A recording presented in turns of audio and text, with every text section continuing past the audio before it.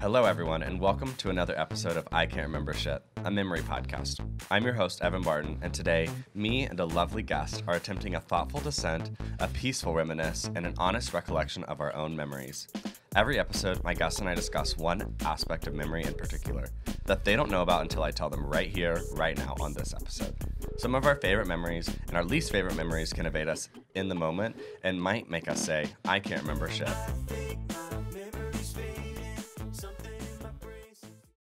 Hello, everyone, and welcome to another episode of I Can't Remember Shit. I am so excited today to welcome my lovely guest, Myles Murdock, to the studio. Myles, Woo! What is up? Nothing much. Just coming off of Christmas, waking up the next day, feeling like, dang, that happened. That's that over happened. now. Yeah. Merry effing Christmas. Yeah, for real. Did you guys watch any Christmas movies? We watched Love. We watched Love Actually for the first time when we were in Ireland. I watched it recently too. Yeah, I had never seen it. And then they Thoughts? had like that whole thing about the London Heathrow Airport. And Yes. that's where we were connecting through on our way back. And I was like, we should just check it out. See if we can see We this should make a break for it. Yeah, see if we can see it in real life. I thought it was good. It's a decent movie. Like, Yeah. actually, my first thing, I think before watching it this past time, I was like, gosh, this is so British. But It is very British. I love The Great British Bake Off, and I think that watching The Great British Bake Off has endeared me to British culture a lot more. Plus, UK Drag Race. Sure. I get it now. I get Love Actually. Yeah, watching a very British movie in Ireland, I was like, these Brits, gotta have an issue with them. They're really quite odd. They're really strange. Get the Brits out. We did Christmas Vacation. We watched The Family Stone yesterday. Never seen that. That one was really interesting. It's basically how Sarah Jessica Parker is like insufferable, and she goes to this family Christmas and ends up sleeping with her, soon-to-be fiance's brother, and then her sister comes to support her since that guy's family like hates her, and the mother is dying of breast cancer, and then the sister ends up being with the guy that Sarah Jessica Parker is with, and Sarah Jessica Parker ends up being with her brother, so they do like a little sibling swap. It's wild. It's really interesting. It's got Dermot Mulroney is his name. I have no idea. He's this white man who has not aged well. He did look really good in the movie, but he has not aged well. He has like a really interesting like line scar on his lip that I think is like very characteristic. But yeah, it's Christmas. It's the day after Christmas. We're here recording shit. Working back to the grind. I'm tired. We hosted the family Christmas this year again for the second time. And it's just exhausting. Yeah. It's exhausting, like, being at the age where I feel like I have to take up the mantle for my family. Yeah. And it was your family's Christmas. Like, this is... The Murdocks have been mentioned on the pod already. Yeah. At this point, yeah, Darren and Tracy. It was the big throwdown family Christmas Alex and I hosted. It was a good time. It's really tiring. And I feel like the day after, just having that moment, like, after everyone left, it was like me and Alex and Mitch and Shiloh. And I just had a moment where I was like, this is like the gang for the future. Like, we're always going to be holding it down. Yeah. Like this gang right now, like 20 years from now, hopefully it's like the same people. Same gang, and I think I'm very happy in that. That's awesome. Like, plus Bowie. Maybe another dog soon. Oh, yay. Maybe. He needs a friend. And this is Bowie's second Christmas? Yeah, he just turned 2, so this is his second official Christmas. I have to insert a picture of Bowie because he literally is the fucking cutest He's dog a I've ever seen. He's a sweetie. It's like one of the best things. Every time I'm off work, I'm like, the best experience in being off work is just like spending time with my dog. I have a slight counterpoint to the whole dog thing. Sure. Except, like, I love dogs. Some dogs are really good. I think one dog can be really great. My mom decided to, love you, Mom, just not the way I would have wanted to spend Christmas. But it's fine. I did buck up and we survived. She like hosted my cousin's 2 dogs in addition to Peep, my brother's dog, and Misty, their dog. And so we just had a lot of dog energy around like my Christmas. And it can be intense. It was like not I don't know. There were moments of growling that was like fine. Peep's such a good dog. So Peep's my brother's dog. And we made it work because Peep pulled through. I feel like Peep was a good dog. But I don't know. There's just something about like dog interactions that like can be really stressful for me as a cat owner. Like my cats fight and like, you guys stop. You guys quit it. Like they won't ever get too bad into each other, but dogs will mess each other up, I feel like. Yeah. And also like, I think going to an excursion, like a family gathering, you know, I feel like it is commonplace. Like someone's like, oh, I'm bringing my dog. If someone said they were bringing their cat, you'd be like, okay, that's all right. weird. And also like dog introductions. Shiloh's dad brought his service dog yesterday, and I was just mostly concerned about Bowie's reaction to that. Yeah. And like his service dog is so chill, very well behaved. Yeah. So that wasn't really a concern. It was more just like, how is my own dog going to embarrass me? How's my child going to do in this environment? Yeah, the introduction was like so over the top. And it's just really stressful. You just take a deep breath. You're like, oh and my just gosh, let it happen. Yeah, and it's loud. Everyone's it's loud. Like, but he did calm down, and I think like you guys have Bowie really well behaved. I feel like I think when he sees another dog, he's very reactive, but he'll warm up. He's not aggressive. He's just excited. He's just very excited. Very excited. Yeah, very excitable puppy energy still, even though he's 2. Well, I've heard, we talked about this all day yesterday. Apparently, but like once a dog is 2, they have like the tendency to always like act 2, even if they're not 2 years old. Like this puppy, it's like they're not a puppy anymore. They're an adult, but they're adult. Like they basically personality lock for the rest of their life. How they are at 2 is how they will most likely be the rest of the time that they're alive. Our That's little good. Precious babies. Yeah, I feel like he's in a good place. Yeah, he's a great dog. Well, Myles, I can't remember shit. I'm happy to be here. What do you know about this podcast and the premise and everything? I know that it's a passion project of yours that you've been working on for many years and building up into this beautiful thing that it is today. We're this season 2 upgrade from humble beginnings. From humble beginnings to here. I know that it's a podcast focused on memory, which is a topic very close to my heart. You and I talk about it all the time, honestly. Yeah. And just like thinking, I think in that it's like very reflection focused. So I think that's really my understanding. It's intentional reflection. And like I think the reason that you and I specifically talk about it is because I've often referred to you as like my longest friend. Yeah, I feel the same way. I definitely feel the same way. Which is really, special to me. And like I think that you and I have done a really good job of staying connected throughout the years, through the different paths that we've gone on. You to Missouri for undergrad and me to New Hampshire, but like kind of always made this like conscious effort to come back at some point. And then like we both did come back to Tulsa and now have been living our adult lives like interconnected in some ways. We live less than a mile from each other. And like I think, and I guess some people do this and some people don't do this, but you've like really allowed for me to be a part of you and Alex's like relationship in some ways, which I really appreciate. Like Alex is like someone I would consider a really close friend of mine. And that's only because like you and her don't just isolate yourselves in your relationship, I think, yeah, no, I 100% feel the same way. Like I really thought about that. I think like growing up and thinking about all the people that like we grew up with, there's a lot of people that are still in town. There's not that many people that I was close with that are still in town. And I'm very grateful to have a friend like you that's still around and hanging around. Still partying, still doing like the same things that we do. It's, I don't know. I think that, I've had moments just on being nostalgic and growing up and like the moment with my brother. Like I've had moments too where I'm like, you and I are going to be friends for a long time. Yeah. And like thinking about moments in the future, like life events in the future, and you being around for that makes me happy to think about. So I'm so excited for this eventual wedding. It's going to happen. That will happen.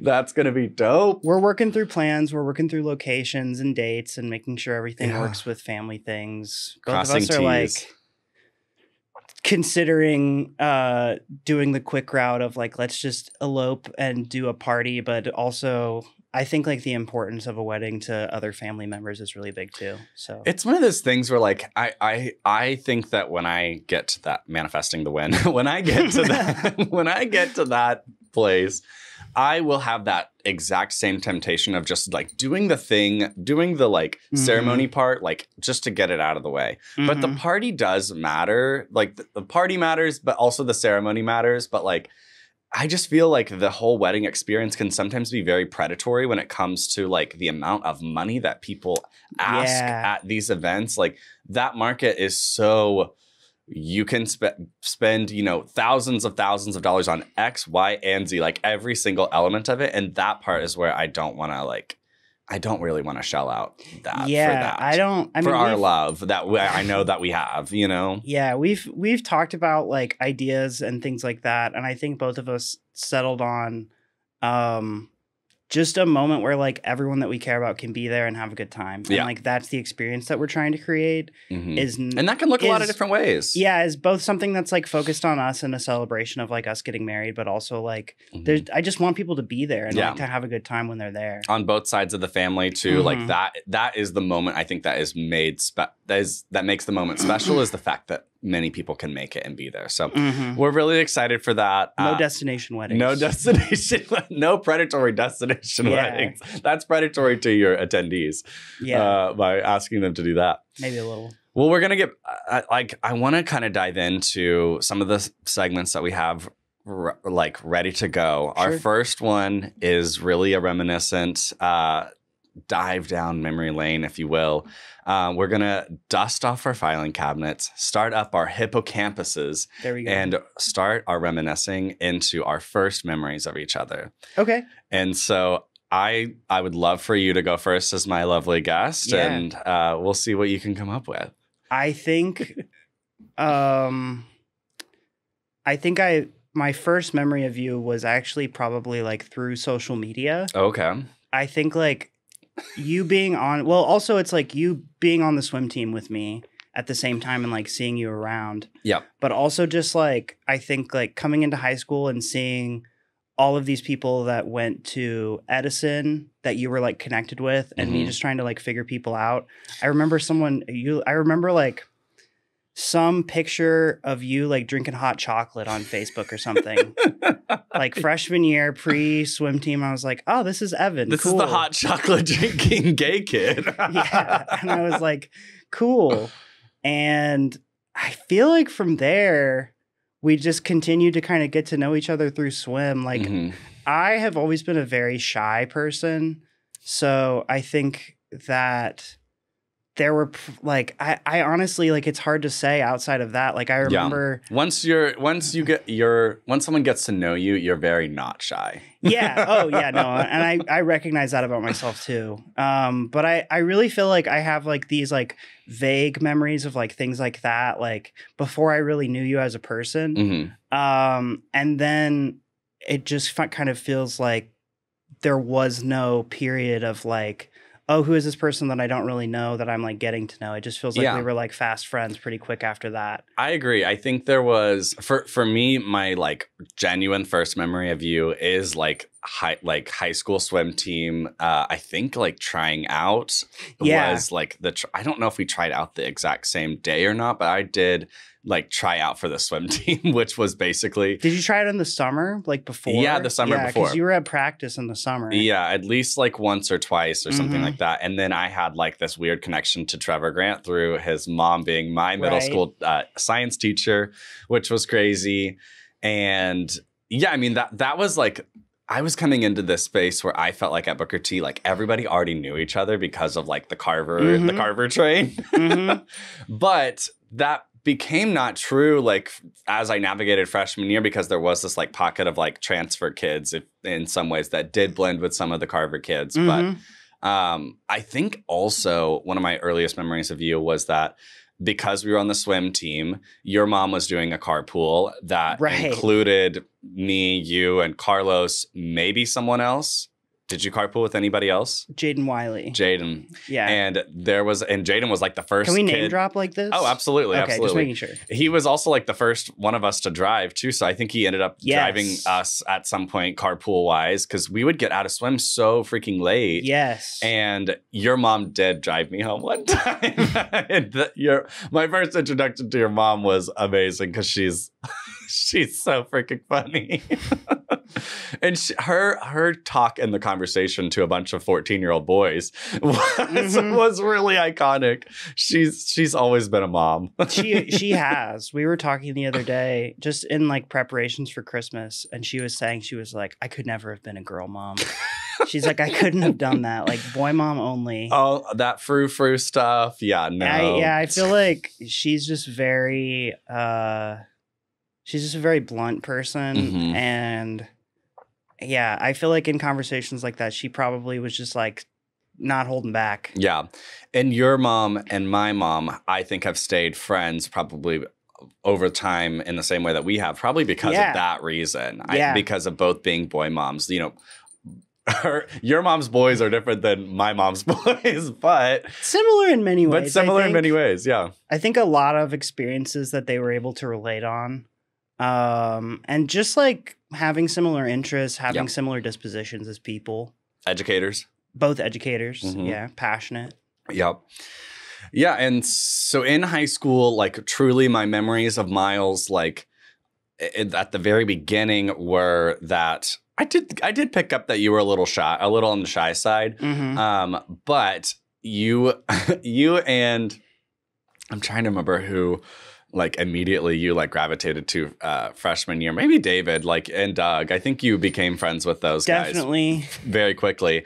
And then that created this like kind of goofing off like during practice like vibe. We didn't have any classes freshman year together. I think we had similar classes, but not the same ones. Yeah, I would agree. You didn't have Miss Jones' first hour because I was in that with Will Finch and Evan Gomez, and we played like freaking Game of Life on the phone while she was teaching. Still happens. That kind of thing still happens all the time. Oh, I mean, I bet even they're playing Fortnite. They are playing Fortnite. They're signing into Xbox Game Pass on their phone and having a controller under their desk. That is insanity. Yeah. Well, and that's what's so crazy kind of about what you do now is like you now teach at the high school that we go to. And so you kind of have this like, I don't know what you'd call it, generational perspective on what Booker T was like while we were going there and what it is like now. I mean, we're almost at our 10 years. I know.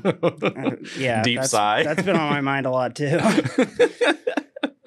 Yeah. It's a weird perspective to have, but I feel like it is, I think it keeps like the overall mission like very close to my heart. Just thinking about what the school represents just in Tulsa and to like people in the community.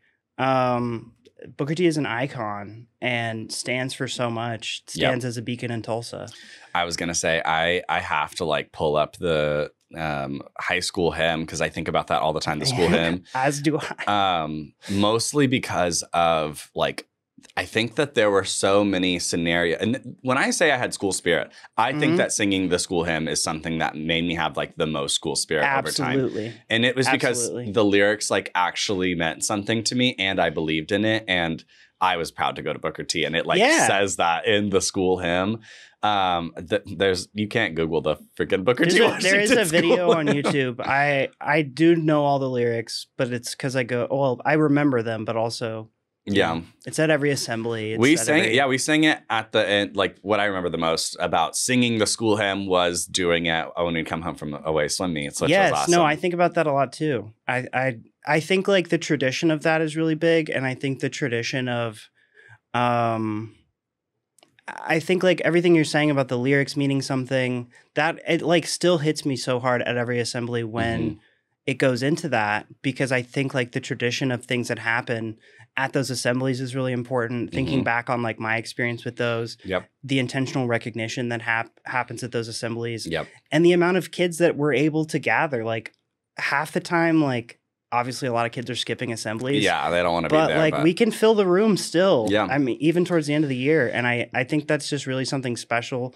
I think a lot of kids do take it for granted. Yeah. I think I definitely took it for granted when I was a student there. And it's the kind of thing you have to come around to and realize like, oh, this is really important. Yeah, this matters. Yeah. I think what got to me early on, like while I was a high schooler, was the fact that I was a white kid from Midtown Tulsa that had the privilege to go to Booker T, a place with this rich cultural history, this like, I don't know, there was something about like I felt like I had the honor of being there, and like that school was not necessarily made for me, but it included me, and because I felt included, I was so proud I'm so proud I went to Booker T. Like, yeah, I think it's something that like after the fact, like everyone that is an alumni should not take for granted. Yeah. It is a very special experience, and being able to sit in a place where like I'm working there as an educator is not lost on me at all. Like people go to 9th grade one time, and the fact that I have the opportunity to be kids' 9th grade English teacher, 10th grade English teacher is a special thing. Like that privilege to do that is not lost on me, and I do really try to take it very seriously because I think it's important. That's awesome. Yeah, and I feel like all of my teachers, maybe like 90% of my teachers at Booker T, like held themselves to that same standard. So it's pervasive. It's big. You know, I think like the Hall of Fame assembly that we had last year, not to just be fully Booker T talk, but very local. The Hall of Fame assembly that we had last year honored John Waldron and Dr. Marshall. And two of my teachers. Yeah, same here. And two legendary educators at Booker T. Washington. Yeah. I think like seeing them stand up on that stage and kind be of honored and thinking about the memories that I have of being in their classes and the things that they did for me personally as educators really put into perspective that like people have to step up every once in a while and like fill those shoes, you know? Oh, Dr. Marshall was I'm not saying that I am doing anything to fill. I'm working there. I don't know if I'm filling those shoes, but I'm saying that like being an educator is very important and it's an intentional decision. And I would love to see, I mean, there are more and more of our classmates that are joining staff. Yeah, which is really cool. It's the people that are passionate that uphold the institution. And I think like the more passionate people that the institution can attract, the stronger it'll be. Yeah, absolutely. Absolutely. All right, Myles, I'm really excited to reveal to you what our topic is today. I'm ready. Do you have any guesses? I love to have you guess. I have no idea. I feel like it could be so many things. You and I specifically have like I think gone down memory lane. I was thinking about it, and I was like, I don't know. That's funny. It could be anything. It really could be anything. I think that I'm really excited to talk to you about this topic because I think we had we have the same experience, but we had it in different ways. And this topic is our experiences on the high school swim team. There we go. There we go. I was like, the Booker T talk was like edging us into it. It's good, in so many ways. But yeah, I mean, we could go into a lot of different ways with this. Of course, we have, like I said earlier, I think we have an experience that, you know, is parallel essentially to each other. Definitely. But do land on like different perspectives in a lot of ways. And so it's a constant in our 4 years as high schoolers at Booker T. And also we tried to do it as 20-year-olds going to VASA now and then. 20-year-olds having health scares. Oh my gosh. We're like, we got to get in the gym. I was like, I went to the doctor. They were like, your blood pressure's high. I was like, okay, Evan, we got to get back at this. You got to get out. And then I dyed my hair and now I can't go swimming. I don't think it was doing good things for my hair either. That was definitely the period where I was like, when we were swimming again, that was definitely the period where I was going home and showering and being like, losing a lot of hair in the shower. Yeah. I was like feeling really good though. Honestly, I was too. We got to both get caps that are like really sealing and everything. Yeah. Or I don't know, just build our own pool and swim, not have to why not chemicalize it as much as all those other pools are. But I don't know. Let's dive in. What's your favorite memory relating to being on the Booker T. Washington so much high stuff. school swim team? Do I need to be specific? I think be specific. Tell a story if you can. Okay. And it can be more than one. I think this is something where I have way more than one. There's so much stuff. I think that there are so many moments of just like goofing around that are great memories. I think that like so many of my closest friends that I still have today, and I think about this a lot, like you, Kieran. Mm-hmm. He just got engaged. I know. Congrats, Kieran. Doug, Ethan, David, Lowell, like everyone that I'm still in close. Carlos. Yeah. Everyone that I'm still Evan in. Gomez. We could Sam Trezza. We could literally shout keep them all going out. on. Yeah. They're all they were all friends on swim, and I feel like I have so many moments with every single one of them because you spend so much time together. So much time. And I feel like that was just like the beautiful thing about the experience was that you get to spend so much time with these people at like such big highs and lows. Mm-hmm. Saying lows, I'm like thinking about like extreme lows. Exactly. That's your least favorite memory. Yeah, I'll get there. But like I think like favorite memories were really just like probably like moments at meets or things that were happening like outside of like the regular school schedule. Mm-hmm. We had a busy swim season every year. Yeah, we had like we were going places 6 to 7 months of the school year, which is like damn near the whole school year, where you're practicing, you're swim meeting, or you're like preparing for the final meet, which is state.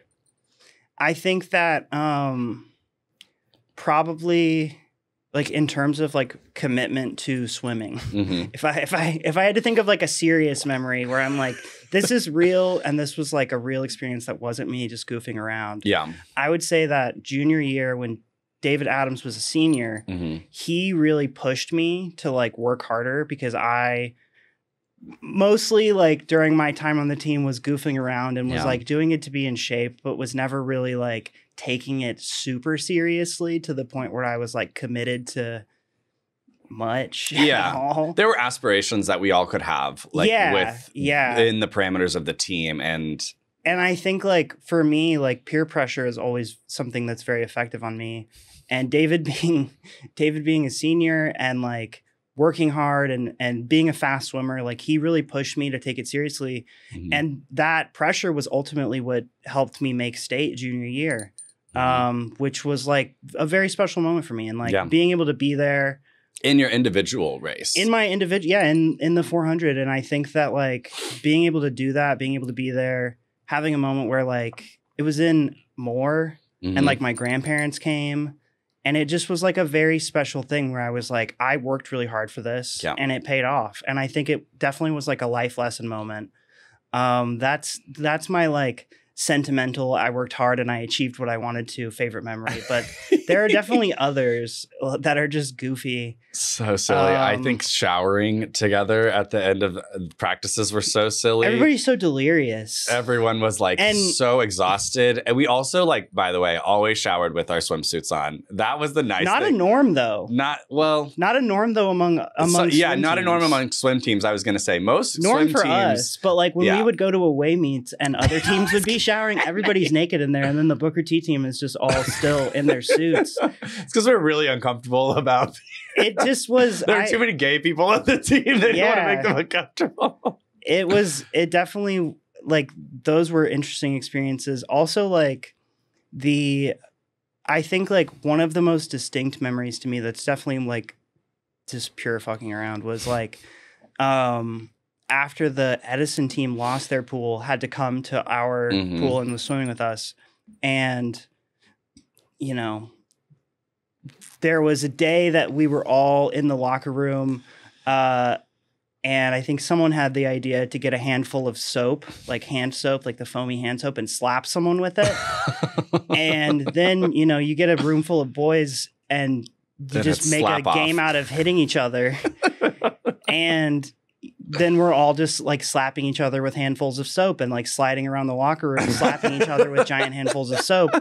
And people are like doing runs across the room and doing like a baseball slide. And we're there until like 6:15 in the just evening. like purely lost in the moment. Our parents are all waiting for us. Yeah, like, but that specific day that we were doing that, I remember like all of us were like in the moment, goofing around doing that, and the fire alarm goes off. And so then all of us are like covered in soap and still in our swimsuits. It's been like 30 minutes since practice ended. We should all be changed at that point. And I remember having to run, like the fire alarm going off, and we were all like, wait, what? Is this real? Like, what do we do? So off guard, running out the door of the locker room all the way to like the far door across from the pool. And me and several other people being at that door and like swing your arm, like, come on, come on, come on. And seeing someone walk out the door fully like in a run, slip and completely just eat it. Busted ass. Yeah. Just such a probably random... Lowell. I feel like Lowell's felt. I don't remember who a it lot. was. But yeah, it was He had enough cushion back there to bounce back. Yeah, it was a very like random experience that I feel like was definitely like everything that went on encapsulates all the goofiness of being on the swim team as well. I love that. I have, I think, two. I'm gonna do two favorites in the same way, because I think I have like one that was like personally validating and one that was like fully captured my sentiments about why the team was so important to me. And so my first one, I'll start with my glory days. Real glory days. Don't undersell yourself. No, it's one of those things I find like hard to not dote on or brag about myself on, but like I have to stay humble about this one in the same way. I think because they happen so similar to like going to Dartmouth and then also winning state, like two things where I feel like a lot of people like wanted to project some elitism onto me or like thought that I would be like that. But I actually was like, you know, just a very chill and humble person. Just chill guy. But, you know, that entire swim meet of winning was like something I can still go back and put myself in every single like second of that day, which is odd for me, having smoked as much weed as I have, and like, you know, that being almost 9 years ago, nearly 10.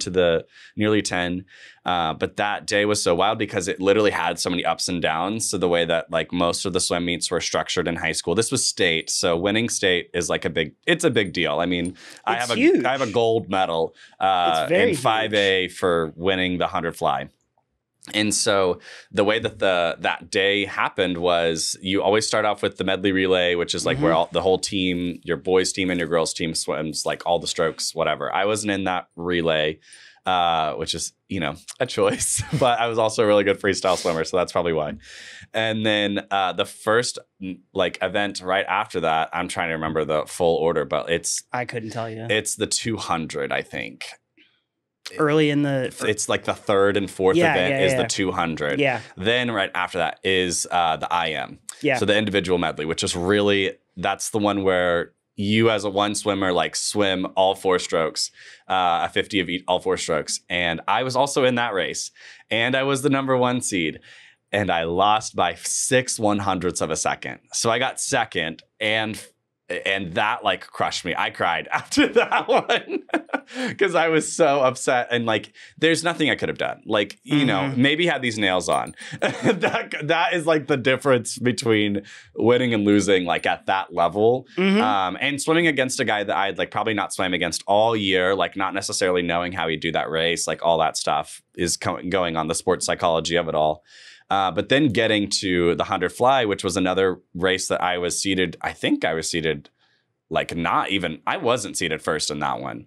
I wouldn't know. I was seated probably like 4th or 5th, which means like I was in lane 2, and lane 4 is typically who's the fastest swimmer and who is expected to win that race. But a race in swimming is made on the day. And so I won that race, like came out of like I just came out of nowhere. I blew people out of the water in lane 2. Now I'm not sounding humble, but you did though. I finally won that race. And in that moment, I like I didn't cry that time. I was like just so excited. And like to look over and see like the whole team go crazy, and like it wasn't one of those moments where like no one was watching me. I felt like everyone was watching. I feel like, yeah, I remember being there and watching. Do you feel like if you hadn't lost that first race that you would have had the fuel to pull it out for that second one? I would be, with it being so close, like I had it for every race and I gave it my all at every race. So like what happened is what happened. Yeah. And I don't think it would have happened any differently, you know, it had I won or not won. But yeah, just to have that like team moment, to have that personal validation moment of like, I worked really hard. And that year was the year I worked the hardest in swimming. I was doing club swim at Swim Tulsa.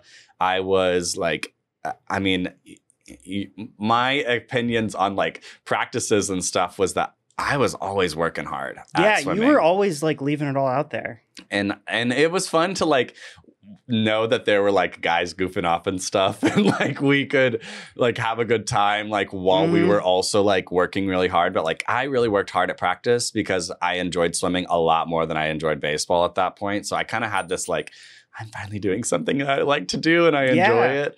And I love the team dynamic and everything. And so for that to like fully pay off like for my high school, for a team that I was proud of, for like a coach that I was proud to swim for, like that was a huge moment in my life. And I don't think I will ever forget that. It's definitely one of my favorite memories relating to being on that team. Separately and more sillily about the team dynamic and everything, my favorite memory is initiation. They don't do that anymore. I know. At all. It's a heartbreak. I was so ready for to be a frat brother because of swim team initiation. Yeah. Yeah. It's one of those things where I'm like, I really hope that like by exposing it on a podcast, it doesn't like bring too much attention to it. Yeah. It just depends on how we talk about it. But like, it really was like a sleepover. I mean, it was the guys' team's sleepover. Yeah, it was fully, I mean, and it was like parental supervised. Yeah. Kind of. There were definitely some moments that went off the rails. But a few at your house when you hosted it at your house. A few at my house.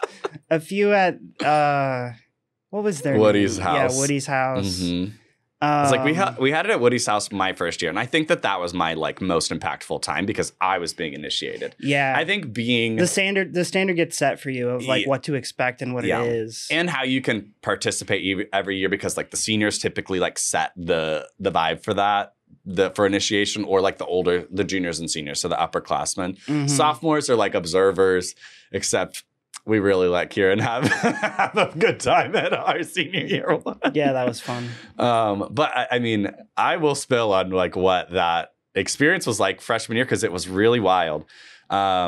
Being like surrounded by like being on a team of boys was not new to me because I had been playing baseball like my entire life. Very new to me. This was my first experience with like organized sports in a way that wasn't like being a little kid. Yeah. So, I mean, I was kind of a little kid leading up to that, but like I'd always been on a boys baseball team. And sometimes boys baseball teams would have like hotels and we'd all stay in the hotel, and that would be kind of silly and moments where the team could like connect. But like this was fully like at someone's house. Like we were prepared. I don't think they told us what to prepare for at all. Like prepare to stay the night and you'll get fed and have your parents pick you up in the morning. Cause I mean, obviously I had to have a ride. But that was what I was prepared for. And so what we ended up doing, really like a part of being initiated into the swim team, which it really sounds like a crazy thing, but like it's kind of like a frat initiation. It's just all goofing around. It's like a frat initiation with no drinking. Yeah, no drinking, which is like, you know, probably the best part of it in a lot of ways, because there's no reason for us to have been drinking at 14 with a bunch of 18-year-olds. Like there's no way. At what's essentially a school-sponsored event. That would have been a little over the top. And not to expose this, but I don't think we ever ended up making initiation night about drinking. Like even at your house, like it was not, we would party separately from that. Yeah. I don't think it ever went down that way. Yeah. It would get crazy. There were some things that we did that were pretty standard. I feel like The one that really fucked with me that night was the eating the Oreos. The Oreos with the toothpaste. Yeah, so you're blindfolded for like most of the time, and it's a trust exercise of being led by your teammates. Follow the sound of our voice. Follow the sound of our voice, and you're like in this park with like I think we were like in our swimsuits. It was like, get your swimsuits on, freshies or whatever. Yeah, I think it was that. So we were in our swimsuits, so shirtless, but like in a jammer in a park at night, being blindfolded and led by a bunch of other 16-year-old, 17-year-old kids. And then we had to trust our captain, like trust your captain. Your captain's not going to let you go down this path. Your captain's going to be there for you. And I think Trevor was like, your captain wants you to have a cookie. And then I ate a cookie. Your captain wants you to have a cookie. And then I would eat another one. Your captain wants you to have a cookie. And the third cookie had the toothpaste in it. And I ate the whole thing. Did not spit it out. And literally my stomach hurt the entire night after that. But the last like penultimate moment, I think they would do this like in waves where like they would take like 2 or 3 of us out at the same time. I wonder if we jumped in at the same time. I have no idea. There's no way to know. We need the footage. But do we sing the school hymn? I think so. I feel like we sing it was the like school that, hymn. And then like I feel like it was like a slide tackle into the pool. Someone it was like a push. Pushed us. Yeah, it was not a. It was like you're led around blindfolded, and then you're led to basically the edge of the pool without realizing it. Yeah. And then sing the school hymn, and then at the end of the school hymn, they push you in and you're get shoved in, and then you're in. Yeah. Which is really like very well orchestrated and kind of symbolic in a lot of ways. It was really a production. Honestly, it was very much a production. There were other moments besides the Oreos too, like other things. I remember there was something with like Baker's chocolate. Baker's chocolate, yeah. We did the frat apple. I remember, yeah, we did do that. That was my dad's idea, though. That was so silly. We made Kieran eat it. Yeah, that was what he goes. Shit! But yeah, that was definitely an escalation. I'll attribute that to my dad. That was his idea, and something he did in his fraternity initiation. Yeah, and the girls' team would meet up, and there was we would like meet up with the girls' team with like a water balloon fight or something. Yes, much of it was very PG. Yeah, which we did that. It was funny. One year we did that at my elementary school because I was like, I'm trying to remember where it was hosted that year, but it was at Lucy Peraza's house. Love Lucy. We love you, Lucy.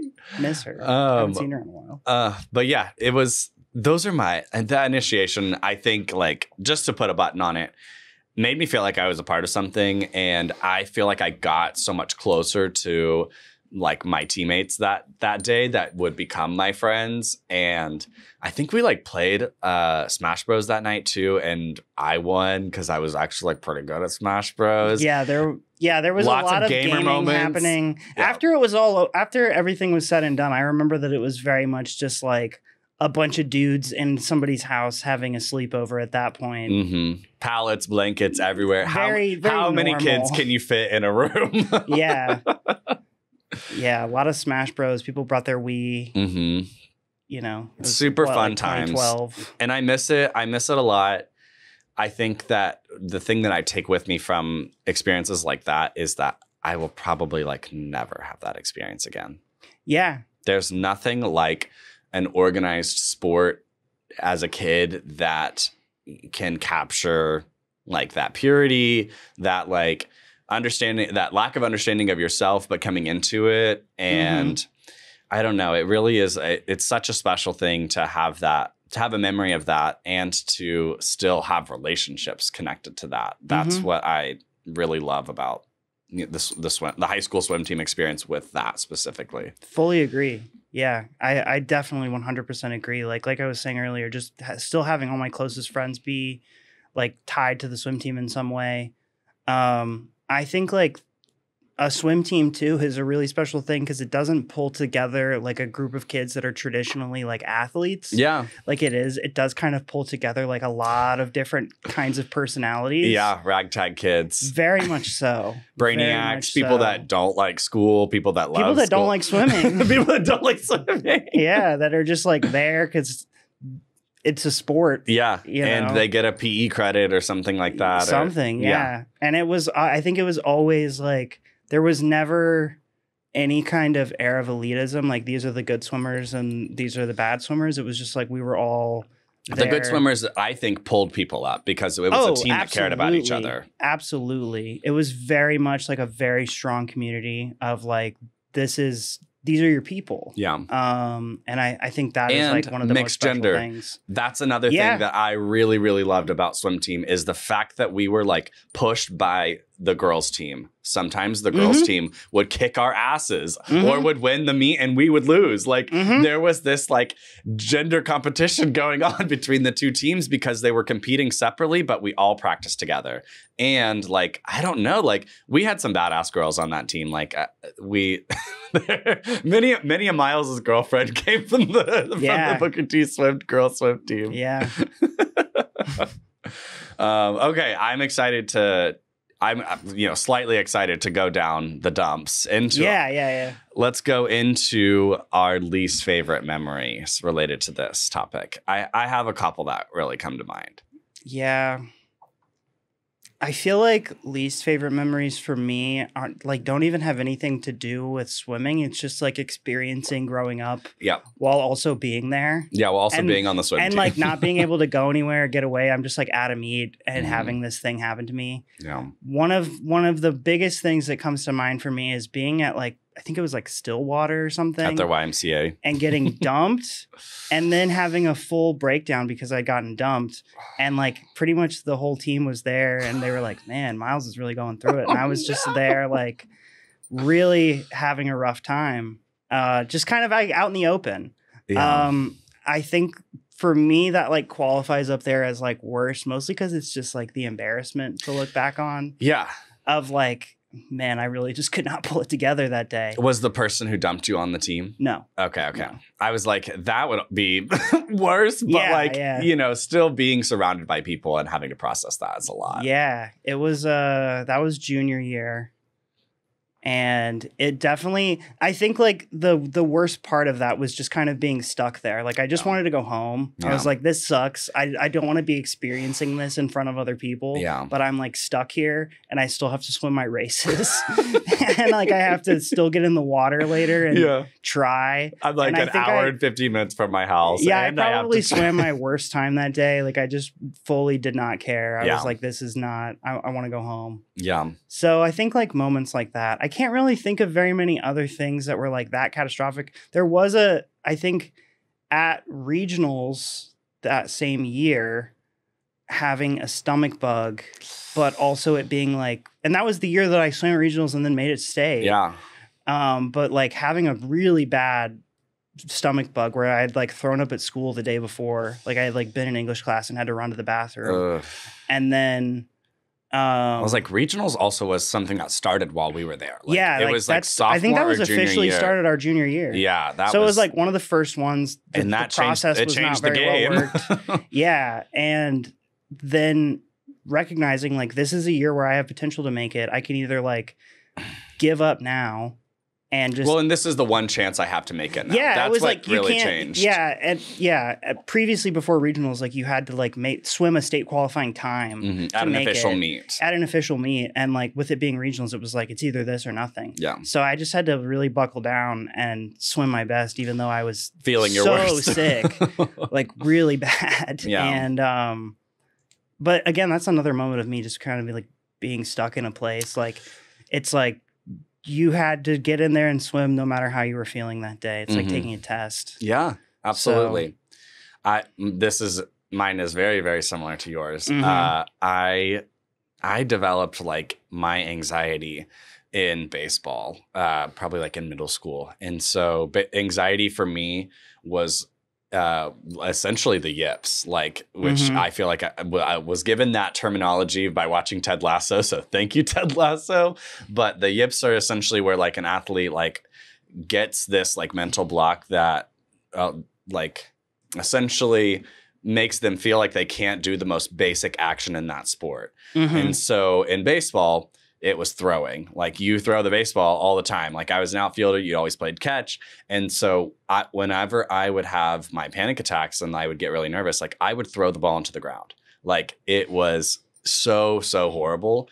And so I had never had a panic attack in swimming, which was like what I loved about it. I was like, I'm never stressed. I'm never anxious.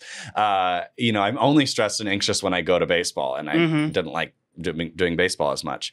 And so senior year, which, you know, at that point I had built up being a good swimmer for 4 years and was really excited to, you know, perform really well at every single meet, every single time, in every single race. And so that pressure had finally built up to me, like, by senior night, which senior night is like our last home meet, and it's your last opportunity to make it onto the record board, like, for a home meet. Because I think that they had done the record board where, like, you had to be at the pool. It's a pool record and a school record. You can swim the school record at any time, but the pool record is like the fastest that someone's ever gone in that pool, which is really cool. And so I was like really ready to, I was really hoping to like be ready to go. And there was a little bit of added pressure where like my baseball coach was going to come. My former baseball teammates were going to come and like cheer me on at my final swim meet, because I had quit the baseball team my senior year. And I had like probably the most intense panic attack I'd ever had on senior night. And I swam like shit. And it sucked so bad. I like was crying like the entire time because I was so disappointed in myself. And it was, again, that like you're locked into you have no choice. You're there. You're just there. Like, it is what it is. You have to perform. Yeah. And I think like it was moments like that that made me realize like I don't want to be an athlete. And that was what pulled me away from like especially going into senior year. I think it was moments like that I was like, I don't think this is for me. Yeah. But this is the last year I kind of have to do it. And I think you have always been able to push through and hold yourself to that high standard and be accountable to yourself in a way that I've always found really admirable. I appreciate that. So yeah, it's tough. I think in that moment specifically, like my parents were there. Like, you know, I was there. I don't remember. Yeah, I feel like I vaguely remember like you being upset. I took a picture and I'm like crying. A picture of me like literally crying with like a bouquet of flowers from my parents because I was so upset about my time. Yeah. It was a lot. I mean, and I'm glad that like I was the captain that year too. So there was this like whole, I didn't want to let the team down. One of my teammates, Noah James, love you, Noah James, kicked my ass and because he's so good at swimming. And, you know, he pushed me to be really good, but I also like, and he embarrassed me that day. And that isn't something I hold against him at all. I started internalizing it and beating myself up over it. And all of these things that I feel like in a lot of ways, it's my worst memory because I was so embarrassed, but I do think that it taught me a lot of lessons about my own like negative self-talk and how to process that like through, I don't know, like no one really could come for me in that moment. Yeah. I was the only one that could come for me in that moment. Yeah. And I was the one that was talking shit about myself. I was the one that making myself feel bad about it. And so to kind of reflect on that, which is what I love. I love reflecting. It's really good to do. It really was something that like I made that situation happen. And it's not blaming myself for my anxiety. I don't want to go down that path. And I don't think that people with anxiety should do that as a form of like making themselves feel better or whatever. But like I did kind of like add on to it. My anxious brain allowed for myself to be harmful to myself. And that is something that that's where I have a choice. And so seeing that or having that moment happen, you know, was disappointing and utter disappointment to myself and to my legacy, if you will. But the fact that it didn't matter at the end of the day, and it was one race, and I still have so many other good memories, was like the way I'm fully able to compartmentalize that and move on. It's one of those formative experiences of growing up that I think makes being on a team like that so valuable, like as a high schooler. Yeah. Like the fact that you're able to come back around to that and recognize like, this is how I coped with it then, and this is how I might cope with it now, just shows that like, ultimately it pushed you to grow as a high schooler. Like you're not fully emotionally mature. Like you're you're gonna hit moments like that, and they're gonna be tough, and you're gonna have to figure out how to get through them. Yeah. And it shapes you. Yeah. I feel like what you're saying too, like like realizing when I'm in an anxious moment that like actually I'm in control, and that if I can just like grab control back from like the anxious part of my brain, then I'm gonna be fine. Yeah. It is definitely a strategy that I've used. That's good. And I feel like it is something that I've had to come to as I've grown up. Like, yeah, you have to grow into, I think, that understanding. And for me, I continued to have anxiety after this, sports moment or the context of sports. It used to be I would only have anxiety when I was like in sports, baseball, swimming. At that point, it was both. But then my anxiety permeated into like my existence, which that's when I think you're like, okay, this is extremely disruptive. This is like, really, it's really bad. And I don't want to have these feelings. What are my strategies that I can use? And I'm kind of glad that I had the environment of a sports like context to work through some of that strategy. So I knew how to cope with it later on when it really permeated into my life. And so that was tough. I also like have to pivot into one more positive memory about the swim team, because I think it's really important. Do it. The swim team was the safest place for me to be a gay kid, like period for me. I think that being in high school was obviously hard. It's hard for most people.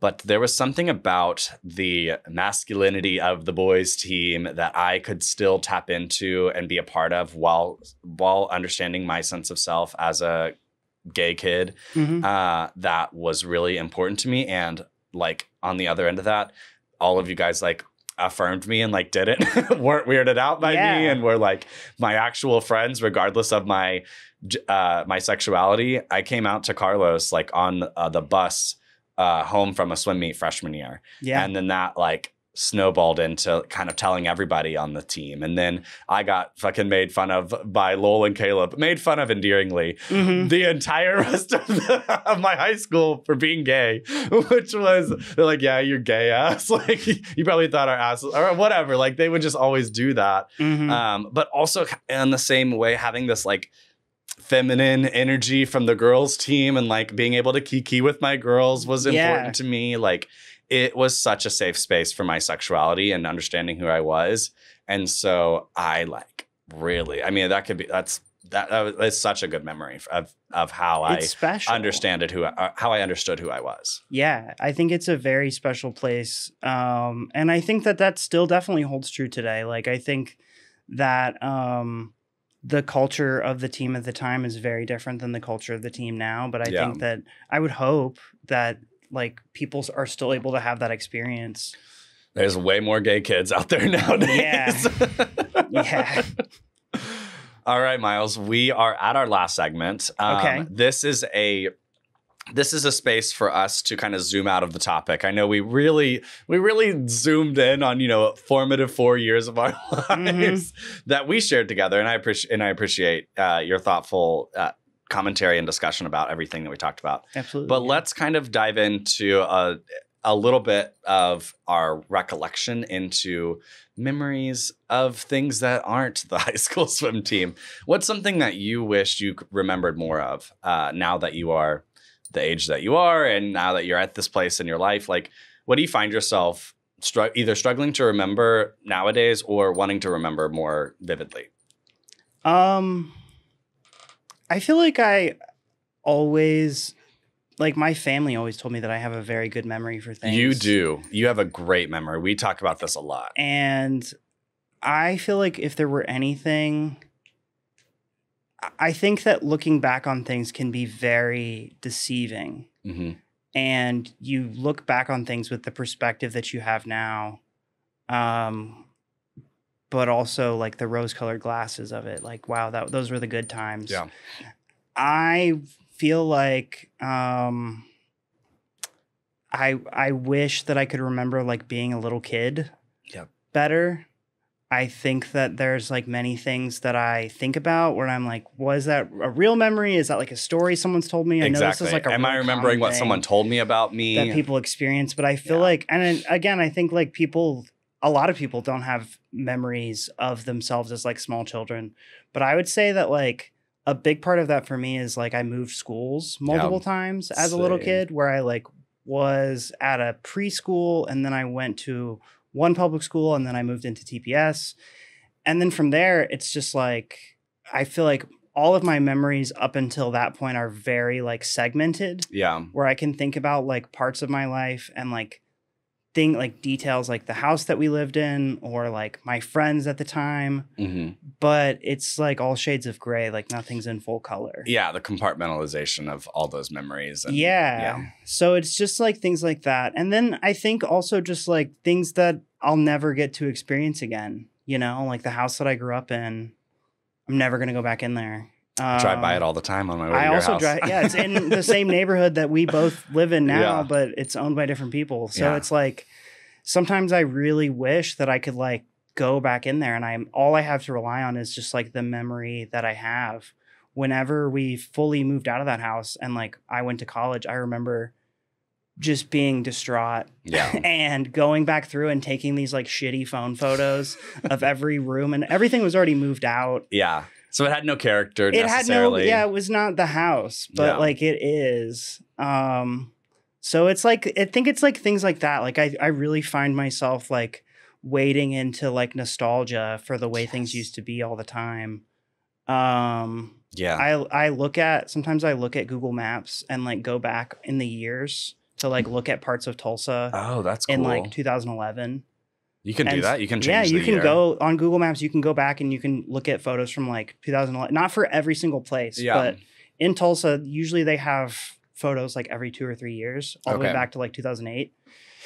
That's pretty dope. It's pretty fun to do if you remember like a place being somewhere. Yeah. I moved here in 2007, so that would all be like, that would be like, I would recommend it if you want a nostalgia trip a little bit. But I think it's like things like that. Like I think I like definitely lean on technology and like pictures that still exist. The house that I grew up in, you can still find the listing online. Yeah. And photos that my dad took, because he listed it himself. He didn't hire a realtor. Mm-hmm. So you can find the exact photos that he took. I know. Self-starter. So that's a real man right there. So like the photos that he took of that house are all still online. Yeah. And sometimes I'll like look at that just because it's a good memory. It's like, I love that house. I loved growing up there. So just, I think like things like that. Like I wish that I could tap into. It was clearer. Yeah, I wish that it was clearer. It's still just like very fuzzy. And I think that's one of the hardest things about growing up is that like those things kind of fade out. They like fade a lot faster than you think that they will. And I think like we fill our brains now with so much other information that makes it even harder to remember those things. All you have is the feeling that the nostalgia. And I'm a big nostalgia core person. I feel like I go back to video games and music to put myself in that place at any given time. And there are certain games that I want to play, like Viva Pinata is my number one nostalgia game.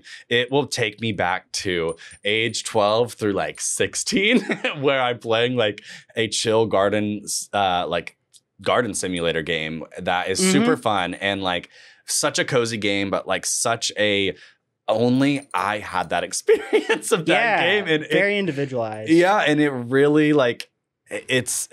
I mean, my sister has like kind of watched me play that game, and she's like, "I want to watch you play Viva Pinata right now," and I'm like, "I want to be playing it." Technology potentially can fix that or can bridge the gap to your nostalgia, but it can't always like make those memories clearer. So it's interesting. When Alex was on, she talked about photographs, and that was her topic, and photography. And I feel like you have always kind of had a knack for photography, both of you. And so I think that when you guys get to like your wedding and kind of these really important moments in your life going forward, like you will have a lot of photos that I think I was just thinking about this last night after Christmas, where I was like, I'm so grateful to have this like constant photographer in my life. And there are moments I think where definitely I'm like in the moment and she asked me to take a photo. I'm like, okay.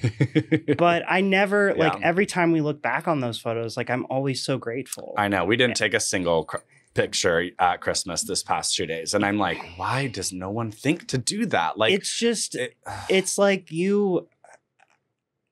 going back to like me talking about like being there with my brother and his wife and Alex, just like being able to like sit and be present in that moment, but then also look back on it later and be like, that was the second Christmas that we like hosted. Yeah. And we're going to do it again and again and again for a long time, hopefully. Yeah. Hopefully. So yeah, I think the documentation of that and like just thinking about like moments in the future, she was going back through photos on her phone and we were looking at photos of like early relationship with us. Yeah. And I hadn't looked at that in a long time. One, I was much skinnier, but it was also just like that to go back to that place. It's a beautiful thing. Yeah. And it's super cool. She inspires me to be more photographic every day. And then like, I think like the ethos of that is really just take photos. Like it's not even about like trying to take good photos. It's just like you're not going to remember this moment. No matter how much you think you will, you probably won't. It's going to slip away. Yeah. And like, but this photo will be able to bring you back to it. Yeah, absolutely. So I try to embody that. I don't do a good job of taking photos in my everyday. I forget to take photos. Well, it's hard. And honestly, like one thing I think about for you is like, you might want to take photos of like your kids at school or something I can't like that. Really, and you can't. I can't really do that. It might be like your thought would be like, oh, maybe I should capture this moment. But it's like, that's the boundary of your occupation to where like you kind of have to play by the rules. I just have to live in it. Yeah, you do. And think about it later on and all that stuff. But Myles, we did it. We remembered shit. We remembered shit. I so appreciate, your one, friendship, two, our ability to kind of have this dialogue, like one, both on and off camera. Like we have very intentional times to connect, you and I really appreciate that. Always. And I appreciate that you indulged me for doing it on camera. Yeah, this is a great time. I'm so glad. Any final thoughts? Anything you want to wrap up with, or maybe any plugs that you have? Where can people find you? No plugs.